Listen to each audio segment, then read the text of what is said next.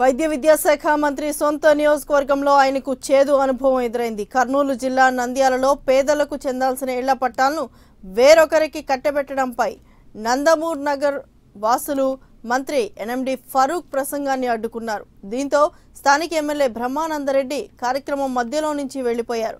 మరోవైపు ఇదే కార్యక్రమంలో వికలాంగులకు పంపిణీ చేసిన ట్రై సైకిళ్లలో భారీ కుంభకోణం జరిగిందని వికలాంగ సంఘాల నేతలు ఆందోళన చేశారు. ఇరు వర్గాలు ఒకేసారి వాగ్వాదానికి దిగడంతో పోలీసులు జోక్యం చేసుకుని ఆందోళనకారులను అడ్డుకున్నారు. మరోవైపు చిత్తూరు జిల్లా కుప్పంబాడి గ్రామంలో జరిగిన జన్మభూమిలోనూ స్థానికులు వాగ్వాదానికి దిగారు. గత జన్మభూమిలో అధికారుల దృష్టికి తీసుకెళ్లిన సమస్యలనే పరిష్కరించలేదని, మళ్లీ మరోసారి జన్మభూమి పేరుతో సభలు నిర్వహిస్తున్నారని ఆగ్రహం వ్యక్తం చేశారు.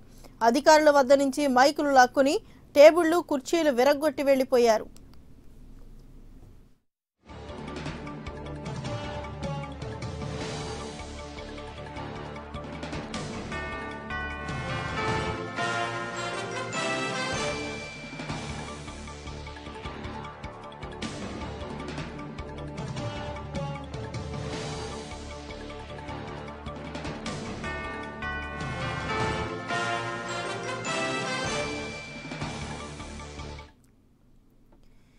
వైద్య విద్యాశాఖ మంత్రి సొంత నియోజకవర్గంలో ఆయనకు చేదు అనుభవం ఎదురైంది. కర్నూలు జిల్లా నంద్యాలలో పేదలకు చెందాల్సిన ఇళ్ల పట్టాలను వేరొకరికి కట్టబెట్టడంపై నందమూర్ నగర్ వాసులు మంత్రి ఎన్ఎండి ఫరూక్ ప్రసంగాన్ని అడ్డుకున్నారు. దీంతో స్థానిక ఎమ్మెల్యే బ్రహ్మానందరెడ్డి కార్యక్రమం మధ్యలో నుంచి వెళ్లిపోయారు. మరోవైపు ఇదే కార్యక్రమంలో వికలాంగులకు పంపిణీ చేసిన ట్రై సైకిళ్లలో భారీ కుంభకోణం జరిగిందని వికలాంగ సంఘాల నేతలు ఆందోళన చేశారు. ఇరు వర్గాలు ఒకేసారి వాగ్వాదానికి దిగడంతో పోలీసులు జోక్యం చేసుకుని ఆందోళనకారులను అడ్డుకున్నారు. మరోవైపు చిత్తూరు జిల్లా కుప్పంబాడి గ్రామంలో జరిగిన జన్మభూమిలోనూ స్థానికులు వాగ్వాదానికి దిగారు. గత జన్మభూమిలో అధికారుల దృష్టికి తీసుకెళ్లిన సమస్యలనే పరిష్కరించలేదని, మళ్లీ మరోసారి జన్మభూమి పేరుతో సభలు నిర్వహిస్తున్నారని ఆగ్రహం వ్యక్తం చేశారు.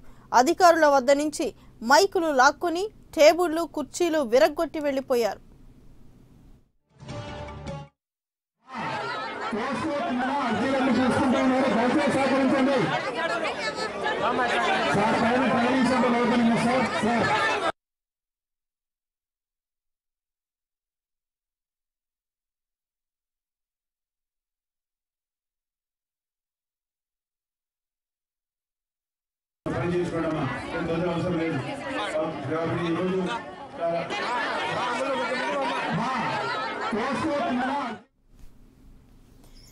ఇక జన్మభూమి మా ఊరు కార్యక్రమంలో పలు చోట్ల రసాభాసగా మారింది. పలు చోట్ల మంత్రుల ప్రసంగాలని గ్రామస్తులు అడ్డుకున్న పరిస్థితి నెలకొంది. పూర్తి సమాచారం మా ప్రతినిధి శ్రీనివాస్ నడి తెలుసుకుందాం.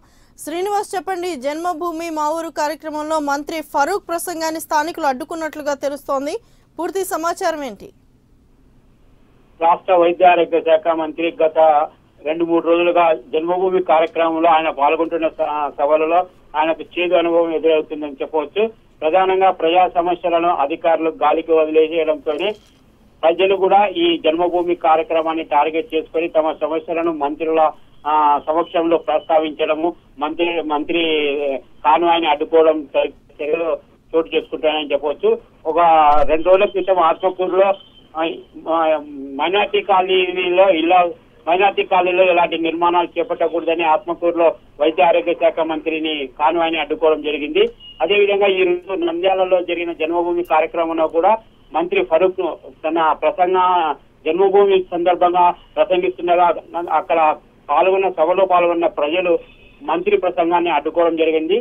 గత కొన్ని నెలలుగా నంద్యాలలో నందమూరి నగర్ కాలనీలో పట్టాల సమస్య ప్రజలను వేధిస్తుంది. గతంలో పట్టాలు పంపిణీ చేసిన ఇళ్ల స్థలాలను ఖాళీ చేయించాలన్న ప్రయత్నాలు జరుగుతుండటంతో అక్కడ తాత్కాలికంగా నివసిస్తున్న ప్రజలు భయాందోళనకు గురవుతున్నారు.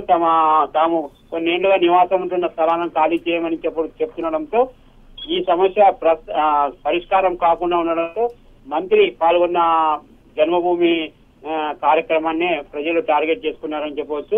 ప్రధానంగా రాష్ట్ర వైద్య ఆరోగ్య శాఖ మంత్రికి వరుసగా జన్మభూమి కార్యక్రమంలో నిరసనలు అడ్డుకోవడాలు జరుగుతుండడం పట్ల కొంత జన్మభూమి కార్యక్రమం పట్ల తెలుగుదేశం నాయకులు కూడా అప్రమత్తమయ్యే అవకాశాలు ఉన్నాయి. Right, thank you Srinivas.